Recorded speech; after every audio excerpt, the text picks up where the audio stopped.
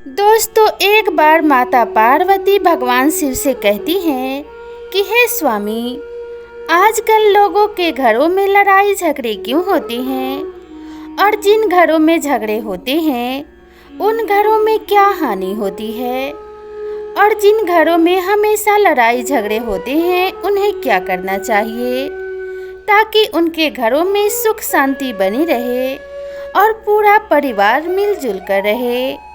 माता पार्वती की बात सुनकर भगवान शिव मुस्कुराते हुए कहते हैं, देवी, तुम्हारा प्रश्न बड़ा ही महत्वपूर्ण है, जिसके बारे में हर इंसान को जानना बहुत जरूरी है। आज के इस युग में घर घर में झगड़े होते हैं और परिवार में सुख शांति नहीं रहती, लेकिन उनको यह पता नहीं होता कि हमारे घर में इतने झगड़े क्यों हो रहे हैं, इसके पीछे का क्या कारण है। भगवान शिव कहते हैं, देवी, आज मैं आपको एक ऐसी ही घर की कहानी सुनाने जा रहा हूँ, जो घर पहले स्वर्ग हुआ करता था।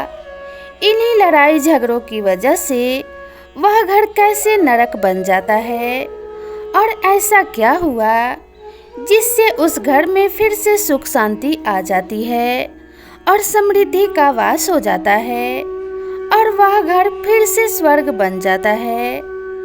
भगवान शिव कहते हैं, हे देवी, एक समय की बात है, एक नगर में एक हजारीमल नाम का सेठ रहा करता था।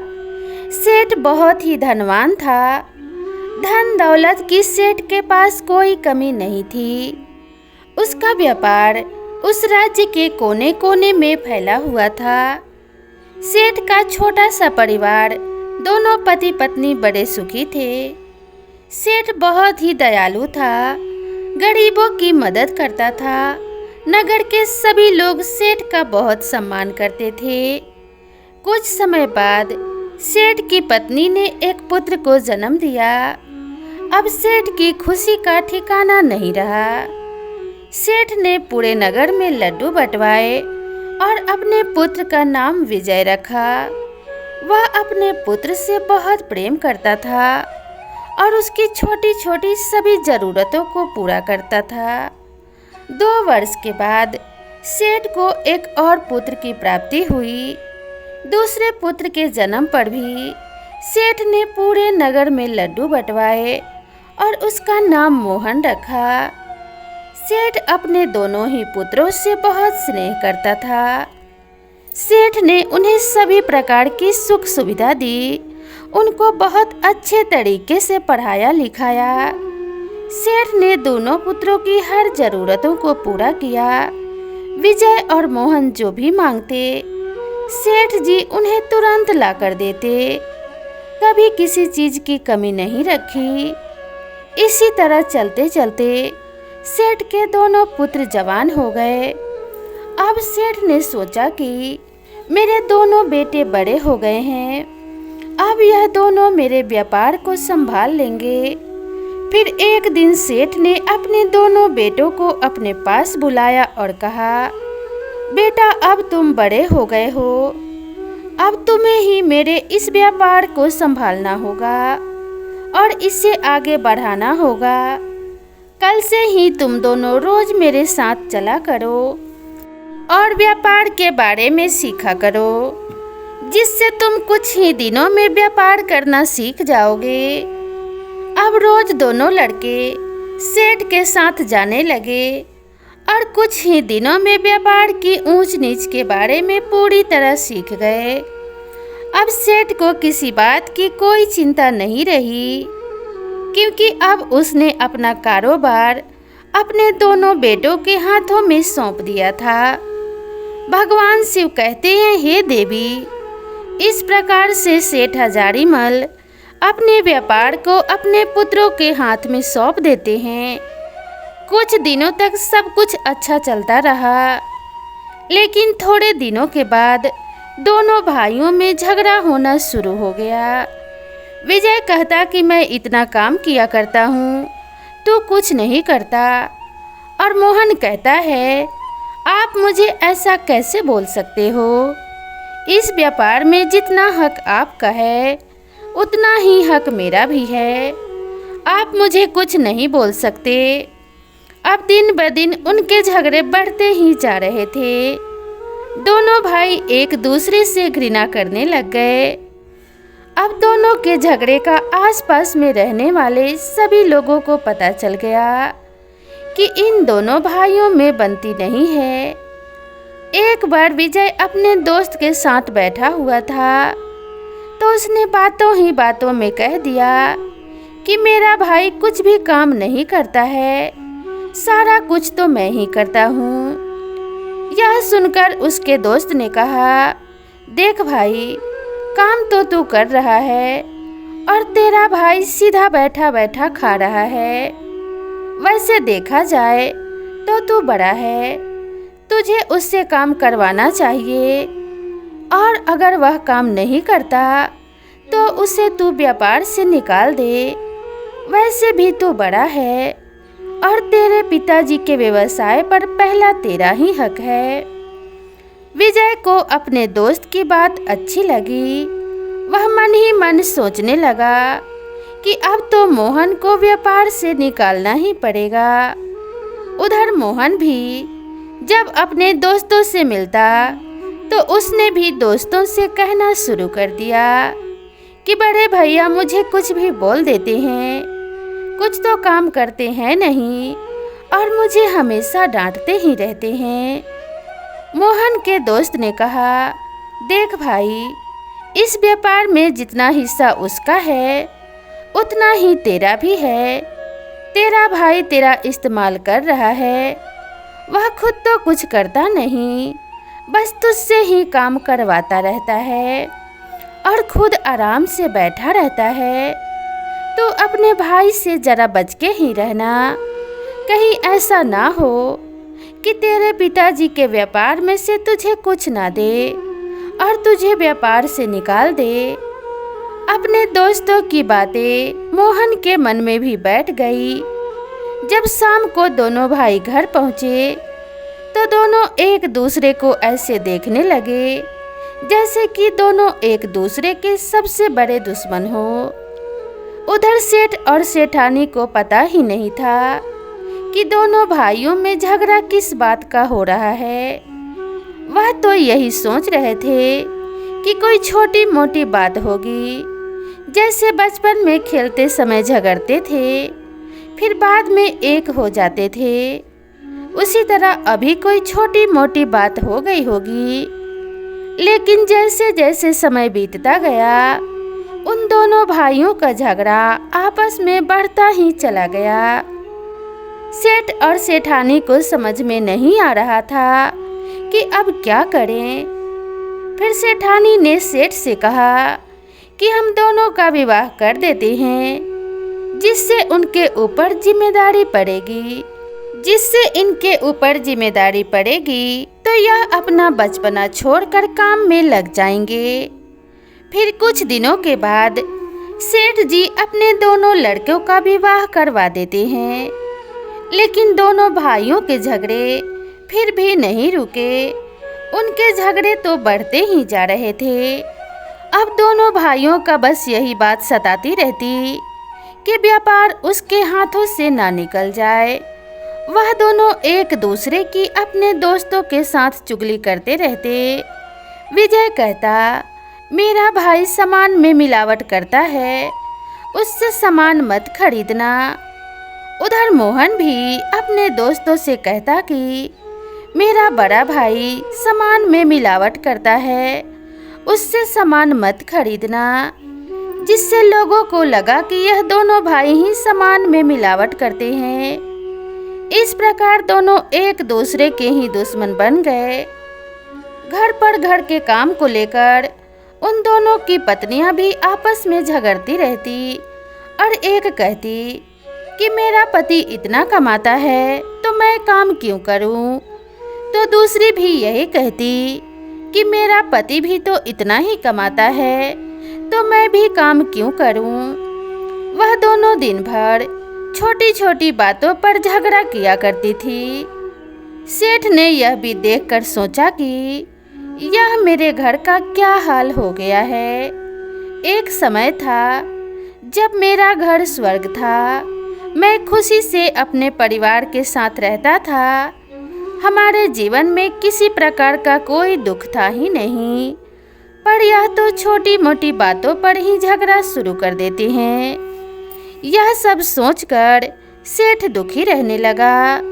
सेठ ने सोचा क्यों न दोनों बेटों को अलग कर दिया जाए, ताकि उनमें किसी भी बात को लेकर झगड़ा ना हो। फिर सेठ ने अपने दोनों बेटों को अलग अलग कर दिया। भगवान शिव कहते हैं, हे देवी, उस सेठ ने दोनों बेटों को आधा आधा व्यापार सौंप दिया और अपने दोनों पुत्रों को अलग अलग कर दिया। अब दोनों भाई अलग अलग व्यापार करने लगे। दोनों एक दूसरे के ग्राहकों से बुराई करते रहते, जिसका असर उनके व्यापार पर पड़ने लगा और दूसरे व्यापारियों ने दोनों भाइयों के झगड़े का खूब फायदा उठाया।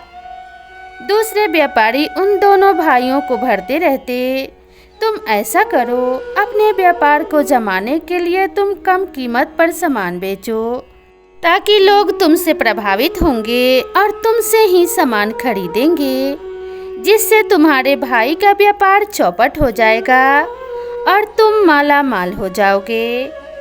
दोनों भाइयों ने लोगों की बातों में आकर ऐसा ही किया, जिसका परिणाम यह हुआ कि कुछ ही दिनों में दोनों भाई रोड पर आ गए। उनका व्यापार चौपट हो गया। लोग उनसे कम कीमत पर सामान खरीदते और उधार भी ले जाते। वे दोनों उधार भी देते ताकि ग्राहक दूसरे भाई के पास न जाए। इस कारण उन दोनों की ऐसी हालत हो गई थी कि वह अपना घर भी ठीक से संभाल नहीं पा रहे थे। दुकान धीरे धीरे चौपट होता चला गया। उन्हें समझ नहीं आ रहा था कि अब वह करे तो क्या करें। तभी वह दोनों अपने पिताजी के पास गए और उनसे बोले कि पिताजी, आप व्यापार कैसे करते थे? हमारा तो व्यापार ही चौपट हो गया। हमने हर तरीका अपनाया, पर हम तो आपकी तरह बन ही नहीं पाए। आखिर हमारे साथ ऐसा क्या हुआ? सेठ ने अपने दोनों बेटों से कहा, क्या वाकई में तुमने अच्छे मन से व्यापार किया था? तुम दोनों तो हमेशा लड़ाई झगड़े में ही रह गए और इसका फायदा दूसरे व्यापारियों ने उठा लिया। तुमने व्यापार के ऊपर तो कभी ध्यान दिया ही नहीं। तब दोनों ने कहा, पिताजी, अब हम क्या करें? तब सेठ ने कहा, तुम दोनों मेरे गुरुजी के पास जाओ। वह पास के नगर में नदी के किनारे आश्रम बनाकर रहते हैं, वही कुछ कर सकते हैं। अपने पिता की बात सुनकर दोनों भाई गुरुजी से मिलने के लिए निकल जाते हैं। वह नदी के किनारे पहुँचे। वहाँ एक महात्मा अपने शिष्य को उपदेश दे रहे थे। तब दोनों भाई उनके पास गए और प्रणाम करके अपना परिचय दिया। साधु ने पूछा कि तुम यहाँ क्यों आए हो? तब दोनों बोले कि हमारी एक बहुत ही बड़ी समस्या है और पिताजी ने हमसे कहा है कि आप ही उस समस्या का समाधान कर सकते हैं। इसलिए हे गुरुदेव, हम आपके पास आए हैं। कृपया आप हमारी समस्या का समाधान कीजिए। महात्मा जी कहते हैं, बताओ तो सही तुम्हारी क्या समस्या है? तभी दोनों भाई बोले कि हे गुरुदेव, पहले तो हमारा व्यवसाय बहुत ही अच्छे से चल रहा था, लेकिन धीरे धीरे हमारा पूरा व्यापार चौपट हो गया। हमने वह सभी उपाय करके देख लिए जो हमें करने चाहिए थे। हमने लोगों को कम कीमत पर भी सामान दिया, फिर भी हमारा व्यवसाय बढ़ा नहीं, बल्कि पूरी तरीके से बर्बाद हो गया। साधु ने दोनों भाइयों की बातें ध्यान से सुनी और फिर उन्होंने पूछा कि तुम दोनों ने कम कीमत पर सामान और उधार क्यों दिए? तब विजय ने कहा कि मैं चाहता था कि ग्राहक हमेशा मुझसे ही सामान खरीदे। इसलिए मैं कम कीमत पर सामान बेच रहा था और उन्हें उधार भी देता था कि ग्राहक कहीं और जगह से सामान ना खरीद ले। फिर महात्मा जी कहते हैं, तुम्हें ऐसा करने के लिए किसने कहा कि तुम कम कीमत पर सामान बेचो तो तुम्हारा व्यापार बढ़ेगा और लोग तुमसे ही सामान खरीदेंगे। तभी मोहन ने कहा कि ऐसा हमसे दूसरे व्यापारियों ने कहा था कि अगर हम सामान कम कीमत पर बेचेंगे तो लोग हमसे ही सामान खरीदेंगे और हमारी ही प्रशंसा करेंगे। उन्होंने कहा कि फिर धीरे धीरे सामान की कीमत बढ़ा देना, जिससे तब भी सामान तुमसे ही खरीदेंगे। लेकिन ऐसा नहीं हुआ गुरुदेव, हम तो बर्बाद हो गए। अब तो हमारी हालत ऐसी हो गई है कि लोग हमारी तरफ देखते भी नहीं हैं। हम अपने परिवार का पेट भी ठीक से नहीं भर पा रहे हैं। हमारे पिताजी का नगर में बहुत सम्मान था, लेकिन अब सब कुछ बर्बाद हो गया। अब हम क्या करें, आप ही हमें बताएं। महात्मा जी उनकी बातों को सुनकर कहते हैं कि मैं जो भी तुम्हें बताऊंगा उसे बड़े ही ध्यान से सुनना। इस संसार में सबसे बड़ा धन सुख और शांति है। जब भी हम परेशान होते हैं या फिर हमारे सामने कोई समस्या आती है तो हम सबसे पहले अपने परिवार के पास जाते हैं, क्योंकि परिवार के लोग ही होते हैं जो तुम्हारी समस्या को समझते हैं। लेकिन तुम दोनों ने अपनी समस्या अपने परिवार वालों से ना बताकर दूसरों को बताई है। दूसरे लोग तुम्हारी समस्या सुनकर भी कभी सही सलाह नहीं देंगे, बल्कि वह तुम्हें गलत रास्ते बताएंगे और गलत बातें बताएंगे। जो बात हुई ही नहीं उसे भी नमक मिर्च लगाकर तुम्हारे सामने रखेंगे। लोगों को ऐसा करने में बड़ा मज़ा आता है, क्योंकि उन्हें कोई फर्क नहीं पड़ता। आप तो उनके पास समस्या का समाधान खोजने जाते हो, पर वे तुम्हें समाधान बताने की जगह और भी उलझा देते हैं। इसलिए अगर हम किसी चीज़ से परेशान हैं तो सबसे पहले हमें अपने घर वालों के साथ बैठकर बात करनी चाहिए, क्योंकि आपकी हर समस्या का समाधान लोगों के पास नहीं होता, बल्कि आपके परिवार के लोगों के पास ही आपकी समस्या का समाधान होता है और आपके परिवार के लोग ही आपकी समस्या का अच्छे से हल कर सकते हैं। कभी भी अपने घर की कमजोरी किसी और को मत बताओ और तुमने तुम्हारे भाई में नहीं बनती, यह बात अपने तक ही सीमित रखो। तुम दोनों ने खुद को अच्छा साबित करने के लिए अपने ही भाई की बुराई करना शुरू कर दी, जिसका नतीजा यह हुआ कि लोगों ने तुम्हारी कमजोरी का फायदा उठाया, क्योंकि लोगों को तुम दोनों ने ही बताया है कि आपस में हमारी बनती नहीं है। अगर तुम उनको नहीं बताते तो उनको कैसे पता चलता? क्या उन लोगों ने तुमसे कहा है कि आपस में झगड़ा मत करो, बल्कि लोगों ने तुमको एक दूसरे के खिलाफ बहुत अच्छे से भड़काया है, ताकि तुम दोनों में कभी आगे भी नहीं बन पाए। तुम उन लोगों के पास समाधान के लिए गए थे और बदले में उन लोगों ने तुम्हें मुसीबत में डाल दिया। दूसरे लोग कभी यह नहीं जानेंगे कि तुम उनसे आगे निकलो, वह हमेशा तुम्हें गिराने की ही कोशिश करेंगे। तुम ही बताओ, दूसरे व्यापारी क्यों चाहेंगे कि तुम उनसे आगे बढ़ो? और तुम दोनों ने दूसरे व्यापारियों की बात मान ली और उनके कहे अनुसार करना शुरू कर दिया। उस वक्त एक बार भी अपने पिताजी से पूछा तक नहीं कि पिताजी आप किस प्रकार अपना व्यापार करते थे।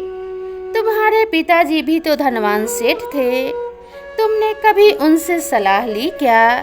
जब तुम्हारा सब कुछ बर्बाद हो गया तब तुम्हें अपने पिता की याद आई अगर तुम दूसरों से पूछने के बजाय अपने पिताजी से ही पूछ लेते तो शायद आज तुम्हारी यह हालत ही नहीं होती।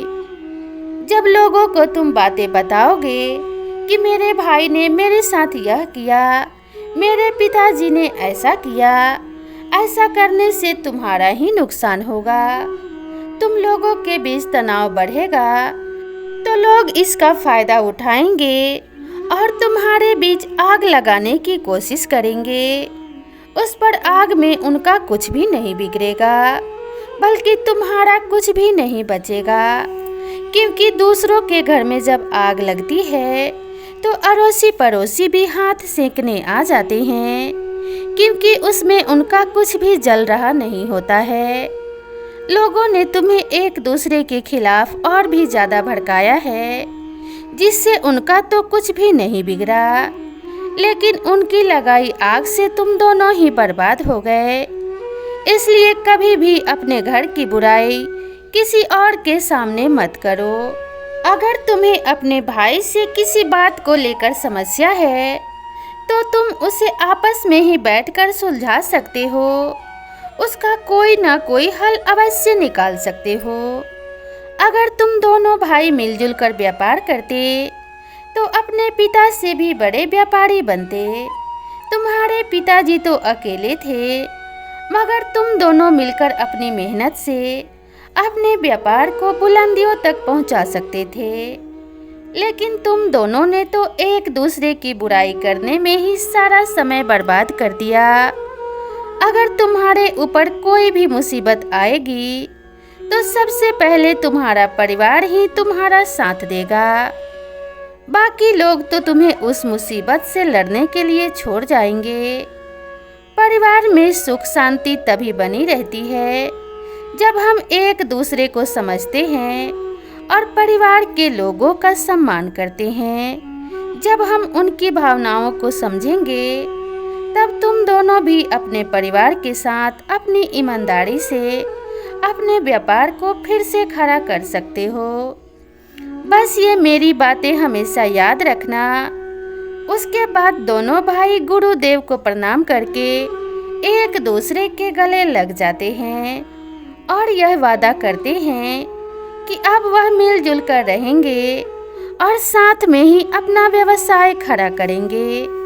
कभी किसी दूसरों की बातों में नहीं आएंगे और ना ही परिवार की बातें किसी और को बताएंगे।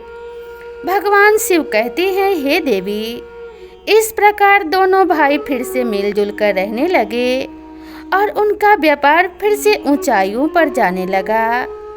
इस प्रकार भगवान शिव ने माता पार्वती को बताया कि मुझे लगता है इस कथा को कोई भी व्यक्ति सुनकर अगर अपने जीवन में उतारता है तो उस परिवार में कभी लड़ाई झगड़े नहीं होते और उस परिवार में अपार सुख समृद्धि बनी रहती है।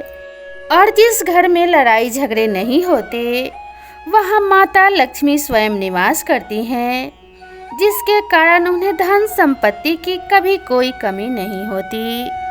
तो दोस्तों, मैं उम्मीद करती हूँ कि आप सभी को यह ज्ञानवर्धक प्रसंग जरूर पसंद आई होगी और इस कहानी को सीखकर इसे आप अपने जीवन में ज़रूर उतारेंगे और आप अपने जीवन में बुलंदियों को ज़रूर छुएंगे। तो दोस्तों, आप सभी को ये कहानी कैसी लगी कृपया कमेंट करके ज़रूर बताएं और वीडियो पसंद आई हो तो इसे अपने सभी परिवार और मित्रों के साथ ज़रूर शेयर करें। तो दोस्तों, मिलते हैं इसी तरह की नई और ज्ञानवर्धक कहानी के साथ। तब तक आप सभी अपना ध्यान रखिए। नमस्कार।